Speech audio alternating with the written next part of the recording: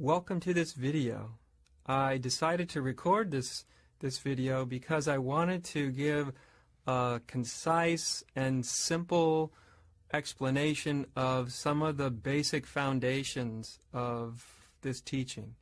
Over time I found that one of the most important things in any spiritual teaching for anybody is to have a really basic and simple understanding of that teaching. And the reason for that is because as one gets involved in a spiritual teaching, it's really easy to lose sight of the basics or the foundations. And since I view the foundations of the spiritual teaching as so important, I wanted to record this video so that I could speak to you and reiterate what those foundations are. So in this first video, I want to talk about the foundations of the teachings. And in the second video, I'll talk about the application, the how-tos of the teaching. But it's a good idea to start with the foundation. And the foundation of this teaching really comes down to four basic principles, you might say. And one of those principles is that suffering is caused by identification with egoic consciousness. And when we identify with egoic consciousness, we go unconscious or become unaware of our true nature as conscious spirit. So this sort of first principle, that suffering is caused by being caught in and identified in what I call egoic consciousness. So egoic consciousness is something that the vast majority of people live in almost all the time. Humanity is, by and large, caught in this realm of egoic consciousness, and therefore manifests it in the way that we human beings live our lives both individually and collectively. So the world we see, the human world we see, is a manifestation of our collective state of consciousness. And since our collective state of consciousness is, by and large, identified with the egoic structure, that's what we see when we look into the human world and how we act and behave and relate to oneself, to each other, and to the world around us. So it's very, very important that we see and come to understand that this act of being identified with egoic consciousness is literally the root of all suffering. And so it's this root of all suffering that has to be really closely examined and looked at. And as I said, when we are caught in the egoic state of consciousness, we go to sleep, as it were, or we become unaware or unconscious of our true nature. And our true nature is something I call conscious spirit. Now, even though I give it a name like conscious spirit, our true nature is not really something that can be explained in words or defined in words. But since we have to use words in some sense, a spiritual teaching is basically words and ideas and concepts, that I use this word conscious spirit to indicate what it is that we truly and really are. And so the first real basic principle of this teaching is very, very important to understand. Usually we attribute our suffering, our struggles, to something outside of ourselves. We attribute our suffering to other people, to situations outside of ourselves, to life outside of ourselves, to all sorts of external influences is what we usually blame suffering on. I'm suffering because life isn't going the way I want it to. I'm suffering because I'm not the person I want to be. I'm suffering because of the past memory that I'm identified with. But really, when we start to examine it very closely, we start to see that the suffering is really caused by identifying with certain patterns of thinking.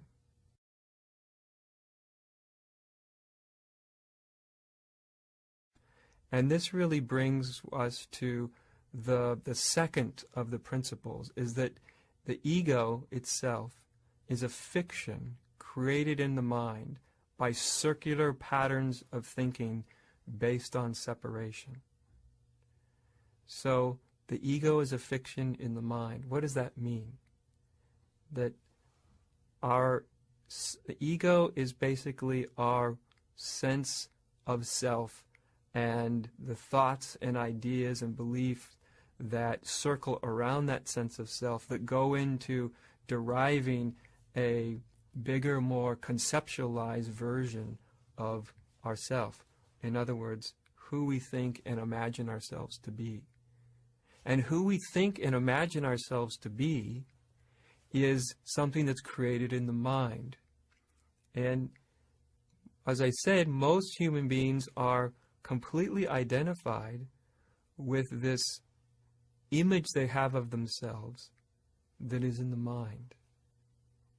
And then that image they have of themselves, which is ultimately nothing but a circular pattern of thinking based in separation, that self or that ego is always trying to find peace, find happiness, and it is often unsatisfied with the peace that it's able to find, because any peace, any happiness that the ego finds is relatively short-lived and it's fleeting. So when we come to see, and this is a very, very important thing to examine, to really look into your whole sense of your identity, whatever that identity is, and to start to see that one's entire identity is based on patterns of thinking that are circular, which means they just repeat over and over and over and over again, and that those patterns of thinking are based in separation. In other words, the assumption that human beings make is that they are a separate, individual entity, that I am something ultimately separate and distinct from you and from the world around me. That's the either conscious or unconscious conclusion of the ego, that it exists in this immensity of life, and it is separate from that immensity, and on some level finds that immensity frightening and threatening. And yet the ego is looking towards life and everyone in life to try to make it happy. So our egos are always trying to find happiness where they can't be found. One can't find true, lasting happiness outside of themselves. Whatever happiness you find outside of yourself can be taken away. And in time, it will be taken away, because the nature of everything that exists, everything you can observe, everything that is around you, is that it is impermanent. This is something the Buddha told us over 2,500 years ago, that all phenomena are impermanent. They come and they go. And so when we begin to really examine how our sense of self is created, to really look at this nature of how ego gets created, is very, very powerful and very, very important to do. And as I said, at least in a very basic way, ego is a creation of the mind. So who you think you are is just that. It is who you think you are. It is who you have been taught to believe that you are. It's a conglomeration of beliefs about yourself, ideas, opinions, judgments, all the ways that the mind keeps thinking about a self, thinking a separate self into existence. Now, for some people, this comes as a surprise.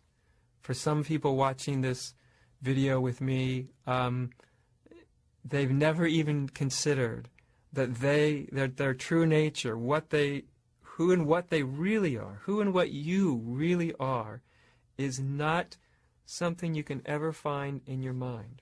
What you think about yourself, what you think about others, what you think about the world, is just that. It's thinking. And this addiction to thinking, this addiction to being attached, and even more than attached, identified with thinking, is a very deep and profound cause of suffering. But since your own being lies at the center of your own awareness, this is the place to begin. To not look for something outside of yourself, not look for peace or freedom or even spiritual awakening as something out there, something other than right within your own being. And not to assume that you know who and what you are. This is the most important step, is we have to have this willingness to question, to have an openness that maybe that who and what you are really isn't who and what you are. People involved in a spiritual path often create spiritual egos. And the spiritual ego is basically a spiritual seeker. And that spiritual ego or spiritual seeker is concerned with what it's seeking, whether it's seeking for God or for enlightenment or for happiness, self-realization or peace or God. But when the ego structure takes on a spiritual image of itself, and then we become a spiritual person or a spiritual personality, and then we are a seeker.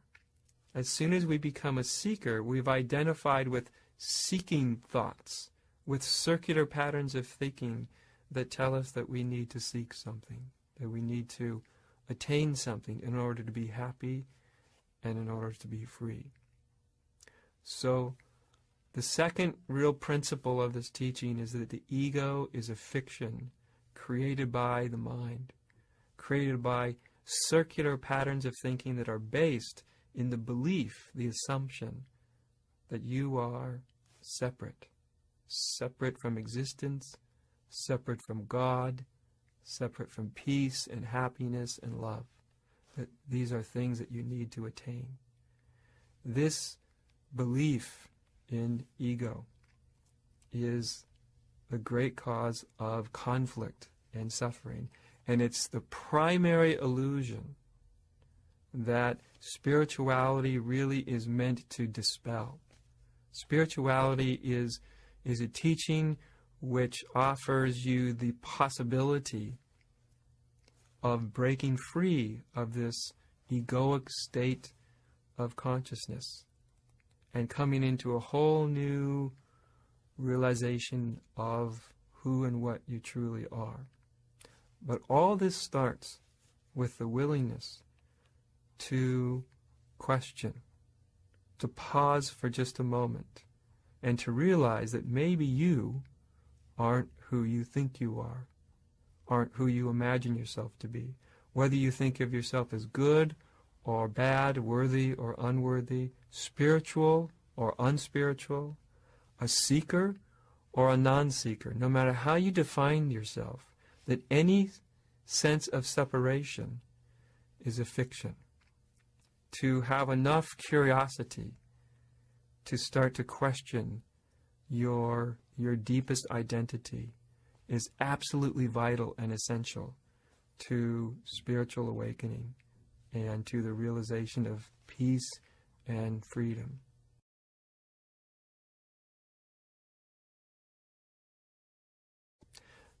So the third principle of this teaching is that freedom from the egoic consciousness comes about by awakening to your true nature as conscious spirit. So the whole notion of freedom and truth actually depends on your awakening from this egoic state of consciousness to your true, real nature as conscious spirit. So people often think that this is difficult, that it would take a very long time, they must struggle very hard to break free from this egoic state of consciousness. But if you pause for a moment and you remember what the ego is, that actually there isn't really an ego as an entity, as a thing. Again, ego is just a circular pattern of thinking based in the belief in separation. So ego is nothing more than a pattern of thinking, self-referential thinking.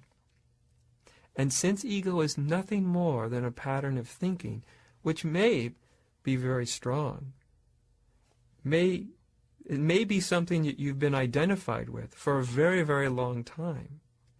But since that ego structure, in the way that I'm defining it, is nothing more than a pattern of thinking, then it means that the possibility of breaking free of that pattern of thinking is certainly not an impossibility, and actually may be much easier and much more immediate and much more available than you ever imagined.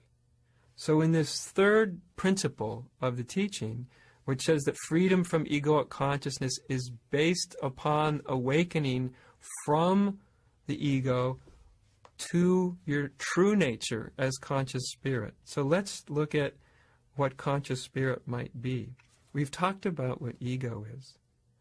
Ego is just addiction to and attachment to thought and thinking. Now you can't get rid of thoughts and you can't get rid of thinking. To battle your mind is one of the most deceptive ways that the mind keeps you in its own domain. Spiritual practitioners for thousands of years have actually battled their mind. They've tried to make their mind stop. They've tried to stop thinking about certain things. They've tried to make their mind only pay attention to what they want it to pay attention to. But all these efforts really ultimately end in some amount of failure. And that's because they're based on a fundamental misunderstanding. The misunderstanding is because attachment to and identification with mind causes suffering, they think that mind must be eliminated, that you must stop thinking. But that's to miss the basic cause of suffering. The cause of suffering is not thinking, it's identification with thinking. This is very, very important to understand. Because if you don't understand that it's identification with thinking that's really at the heart of the matter, and you assume that it's thinking itself that's the problem, then you can waste immense amounts of time and energy trying to stop your mind from thinking, trying to better your mind.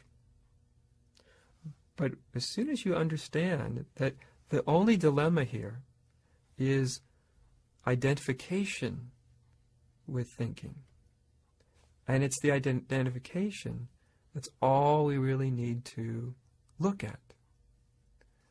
And so thinking and the identification with it creates a sense of separation and a sense of ego.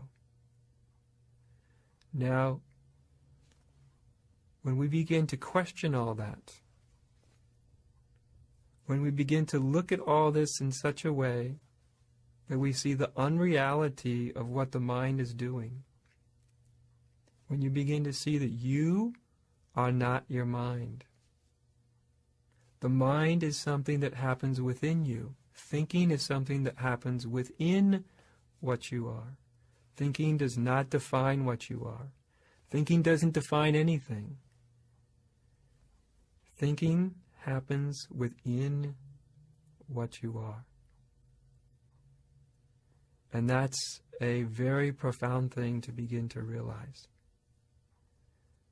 Because when you start to realize that thinking happens within what you are, identification happens within what and who you are, then you stop battling thinking. You realize that you, what you really and truly are, you must be something other than thinking, other than the mind. You must be something than this ego, this image of yourself that the mind has created. Because the mind is something that happens within you. Thinking happens within you. So what is this real you? What is it that thinking, that the mind happens within and that it occurs too? And as a way of using an idea to talk about this, I talk about your true nature as being conscious spirit. Now, first the word spirit. The word spirit is used because our true nature is something that is ineffable. In other words, it's not something you can grasp. It's not something it's not something you can really think about. It's not something you can touch, taste, or feel. Our true nature is actually very ineffable. It's because it has no shape, because it has no form. That is the reason that I call it spirit. Spirit is that which exists, but it doesn't have a particular shape or a particular form. Now, conscious spirit is the most important thing. We are all conscious, and in some way. The question is, what are we conscious of? As I said earlier, most people, their consciousness is completely identified with and literally in a trance state with the mind, and that creates ego. But when you start to see that that mind doesn't define you, then naturally your awareness or your consciousness comes back to itself.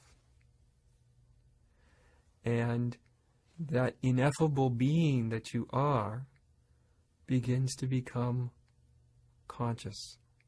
You are spirit all the time. You are this ineffable being, this presence all the time. You are it at any and every second of your life. There's never been a moment where you haven't been what you really and truly are. How could you ever be what you aren't? You can only ever truly be what you really are. Nor can you stop being what you truly are. But you can become unconscious of it. And as soon as you become unconscious of it, then you tend to identify with ego.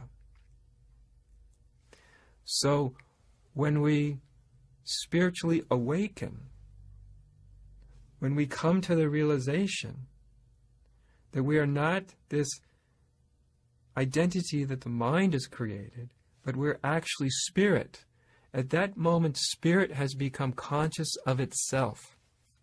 It's become conscious of itself as spirit, as ineffable being, as a sort of conscious presence. Now, most people have not been taught that they are a conscious presence, that they are conscious spirit. Most people, most all of us, we get told that we are a particular person with a particular history and background, with particular talents, and we have a gender and all the ways that we're taught to describe ourselves. But most people never grew up with the notion that actually you are conscious spirit. Essentially, you and I and all beings everywhere are really conscious spirit. We're this ineffable conscious presence of being. And yet that realization forms the whole foundation of what spirituality is really meant to show you. It's meant to show you, to awaken you to your true nature, to the truth of your being, so that the spirit that you are becomes conscious. When it becomes conscious, that's what spiritual awakening means, when what your true nature becomes conscious.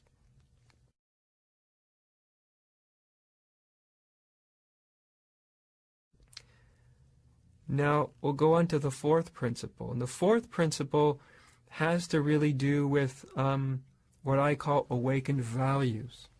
And awakened values are not at all the same as moral values. We all know or have been taught certain moral values. Do this, do that. That isn't good. That isn't right. That's wrong to do. Other things are good to do. We've all been taught certain moral values, but not just moral values. We've also been taught things in life to value, like being ahead of the other guy, being more successful than someone else, acquiring. We've been taught that to acquire is a high value, especially in American society. To acquire is a very high value. To acquire more stuff, more money, more experiences, to acquire beauty or to try to hang on to it, is a great value in Western culture. So different cultures have different values, different things they value, and also different moral values. But awakened values are not really based in morality. They're not based in should or shouldn't. Awakened values are values that are inherent within conscious spirit. When you and I wake up to our true nature as conscious spirit, we also start to become aware of awakened values. What spirit really values, not as a new set of moral values, because that's not what I'm speaking about, but values in the sense of what does spirit hold as valuable?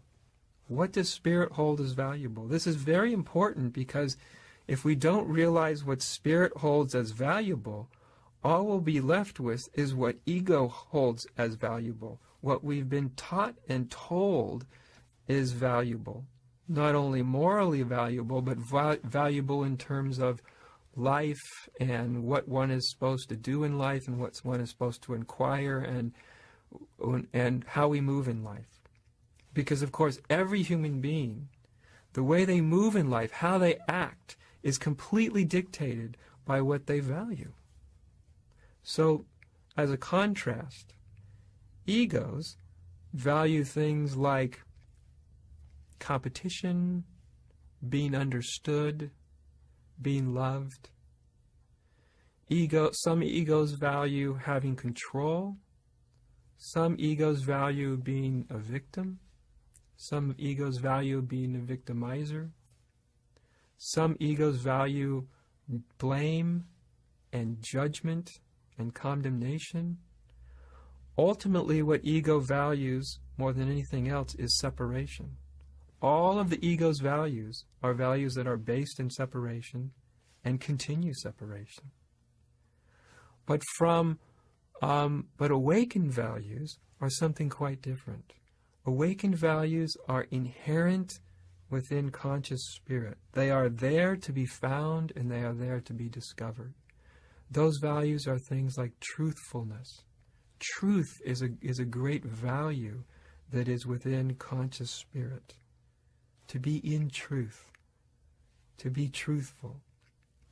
Unity is something else that the awakened view holds as valuable, because unity is a truth.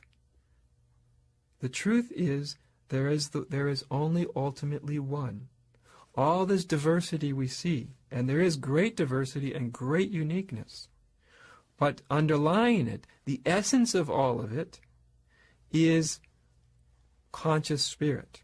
Conscious spirit is what everything is. Spirit is what everything is. Spirit is what's expressing itself. When you look around you, what you're really seeing is the expressions of ineffable spirit. That's what you're seeing. No matter what you see, no matter what you experience, it's really a manifestation of spirit. And spirit is one. There's nothing that's not an expression, a manifestation of spirit. It may be conscious, it may be very unconscious, but either way it's an expression of spirit. So awakened spirit, conscious spirit, values this oneness. It values unity. It values freedom. Freedom is, conscious spirit is free. So it values freedom, not for oneself, but for all beings everywhere. It values, conscious spirit values peace, gratitude, love. These are just some of the values that are inherent within the truth of our being. And this is really the great good news of spirituality. The good news is that at the essence of who and what we are, there is a deep and fundamental goodness. Not the goodness that we've been taught, not like morally good, as opposed to morally bad, but something deeper, a goodness which is inherent in what we are. That doesn't mean that when you awaken to yourself as conscious spirit, that you'll become some sort of saint, because all the ideas we have about awakening actually are distortions about what it really is. So we really need to let go of not only all of our ideas about ourselves, but our ideas about spiritual realization, enlightenment, spiritual awakening. All those have to be let go of as well, so that we can find out what's the truth, what's the reality of what we are. And by discovering these values inherent within consciousness, within conscious spirit, you become connected with the way that spirit manifests itself. When you begin to realize that you are spirit, and then even deeper you begin to really become conscious of the values, what spirit holds as valuable, it transforms your whole way of being in the world. It transforms your whole way of relating, of existing, of the way you move through your day. Because then the values in spirit guide you, not as something external ideas, something external to yourself that you're trying to become, but actually they are already inherent in what we are. And that's the great good news. And that discovery is something that is also a great good news. So these are the four basic principles of the teaching. In the next video, in the video number 2, which is called the application of the teachings, I'll talk about how these principles that I've just discussed, how you apply them in terms and in ways in which the teaching is used as a catalyst to realize these four basic principles. In other words, to realize, to come to your own realization, your own recognition, your own awakening of your true nature as conscious spirit. So I want to thank you for joining me, and I want to encourage you to look at this next video about the application of the teaching, because it's very important that these principles just don't remain as ideas in anyone's head, but they're actually applied, that there's actually some way in which we can, in a very practical way, utilize the teachings so that they help you to awaken from the egoic state of consciousness to your true state as conscious being. I want to thank you for joining me, and as always, be well and enjoy yourself.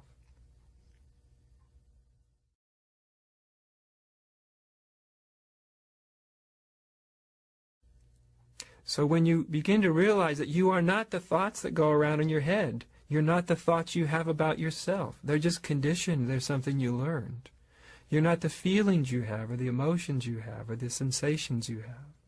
All of this is occurring within the spaciousness of what you are. Well, what are you then? And at that point, if you follow it, if you look into this investigation in a very sincere and meditative way, you come to a stillness, a silence, because there isn't a verbal answer to this question. Any verbal answer you would come up with is the wrong answer. The answer is something that can only happen in the dimension of consciousness. Because when you really look, you begin to realize that if you're not your thoughts about yourself and you're not what you feel, you begin to realize that you are the consciousness in which all those are occurring.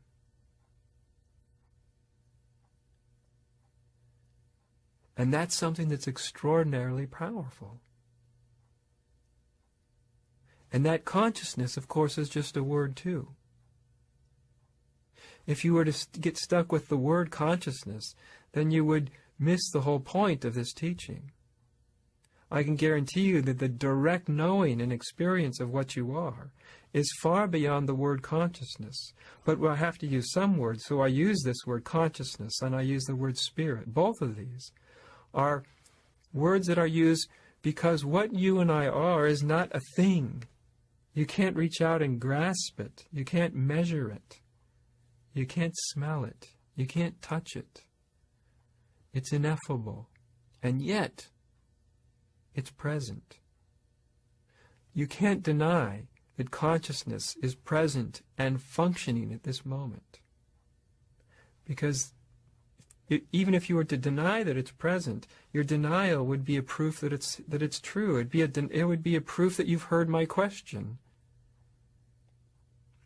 And that can only happen in consciousness and to consciousness. So this question, inquiry, is meant to take you beyond the mind, not into the mind. Very important. Very, very important. Who or what are you? And you can recognize that and realize that right now, because it's only in the now that this can be recognized. It doesn't require years of practice. It doesn't matter if you're brand new to spirituality or if you've been involved in spirituality for years and years or even decades. The availability of you awakening to your true nature as conscious spirit is always available now, in this moment, in any moment, but always and only in the now. It's not the result of long years of practice. It's the result of taking a good look right here and right now. Now, this inquiry can be taken in different ways. Another way that I suggest people use this inquiry is just the question, is it really true? Because your mind will come up with all sorts of things. The egoic consciousness is always imagining things and thinking things and acting upon ideas and beliefs and opinions that aren't really true. After all, a belief is just that. It's a belief. It's not a truth. It's just a belief. An opinion is just that. It's an opinion. Your mind has an opinion, but it's not really true. It's just an opinion. It's just a thought your mind has. A belief, it's just a thought your mind has. It's not really true. It's just a thought. And when we believe the thoughts in our heads, when we think that they have ultimate and true value, then we're in a state of delusion, because the thoughts in our head may have some practical usefulness in life, but they don't tell us what's ultimately real and what's ultimately true. So imagine this, that nothing that you imagine, none of your beliefs or opinions are ultimately real or true. It doesn't mean you shouldn't have a belief or you shouldn't have an opinion. Your mind will have them. But to see that they're not really true can be very, very liberating. The mind tends to want to grab onto thoughts and say, I must have thoughts, I must have beliefs, I must have opinions to be true. Why? Because the egoic state of consciousness It lives in this world of beliefs and ideas and opinions. And ideas, beliefs, and opinions are what people the world of egoic consciousness. It's literally where you derive your worldview from. In other words, ideas, beliefs, and opinions about yourself or others or the world are literally the stuff, the substance of the dream state, of the egoic state of consciousness. And they cause you to be disconnected from the truth of your being, and the truth of every other being for that matter, and the truth of existence itself. So, inquiry can also be used at any moment. Is this really true? Is this belief I have really true? Do I really know that it's true, or is it a thought? Is it something I've assumed? Is it just a belief? And what if you saw through it? What if you saw through that thought and then didn't grab another one? Is it possible to see through a thought, to see through a belief, to see through a judgment or a complaint without grabbing onto a new one? I would suggest that to do so is vitally important for yourself and for all beings, for the alleviation from suffering and conflict, and to the discovery of a new and very profound state of love and compassion and gratitude. That there is a love and compassion and a gratitude, and there is a wisdom that far surpasses anything thought can come up with. And inquiry is a tool to access it. But again, it has to be applied in a very precise and simple way.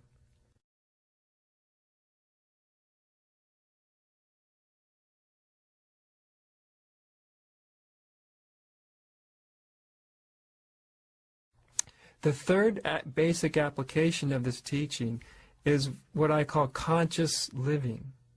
Now, conscious living really applies to something I talked about in the first of these two videos, the video about the basic principles of the teaching. Conscious living applies to something that I call awakened values. Now, in the first video I talked about awakened values, but I'll just quickly reiterate what they are. And they're most easily seen in contrast to what the egoic state of consciousness values, what it finds as valuable and worthwhile. Now, the egoic state of consciousness is based in separation. And being based in separation, it's also fundamentally fear-based. The egos are fundamentally fear-based because the ego sees itself as something separate and distinct from all other egos and from the world around it. And this causes the ego to feel separate and isolated to some extent, and to have an undercurrent of fear. Because the ego is this small thing existing within this vast, vast, vast universe. And this can only give rise to a certain amount of fear. So the egoic state of consciousness values separation, although it does so usually in a very unconscious way. It also values conflict, even though for some egos they don't think they're valuing conflict, but actually they are. Egos value victimhood, blaming, controlling.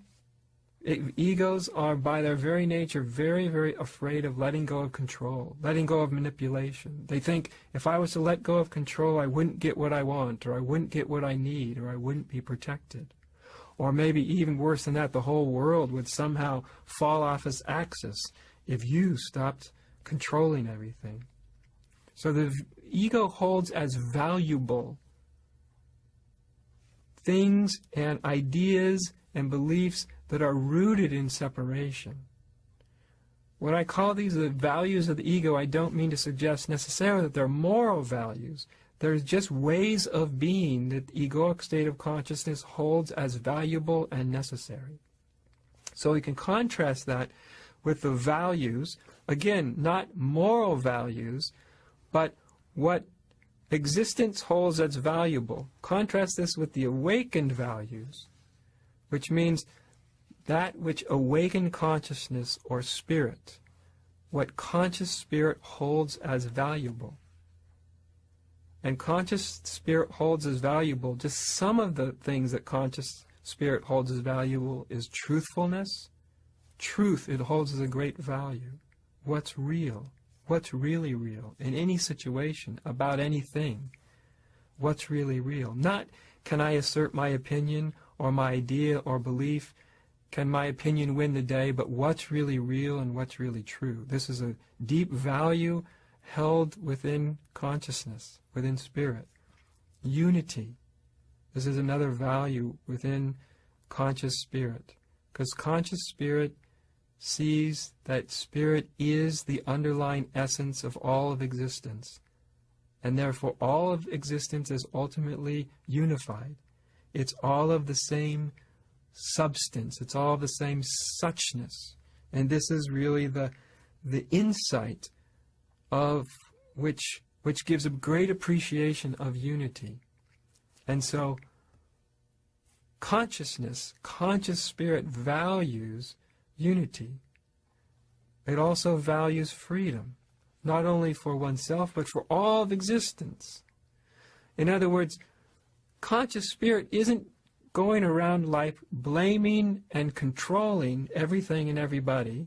It doesn't value subduing anybody. It values freedom, freedom for everything and for everybody. Freedom for your own being and freedom for all beings. This is a value that's held within conscious spirit. Peace is another one. If human beings just actually valued peace, rather than speaking about it or just talking about it, but actually held the value of peace, then they would act from that value. They would manifest that in the way that they act and move in life. But so often we speak about peace, but we don't really act it and do it and move that way. And why don't we? Well, we don't do that when we have no consciousness of the truth, the essence of our existence.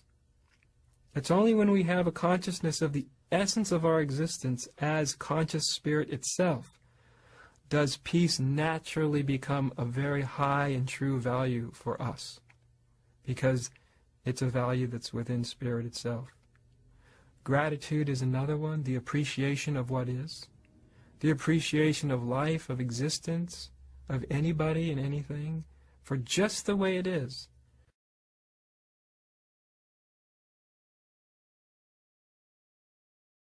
From the standpoint of conscious spirit, nothing has to change in order for you to be happy.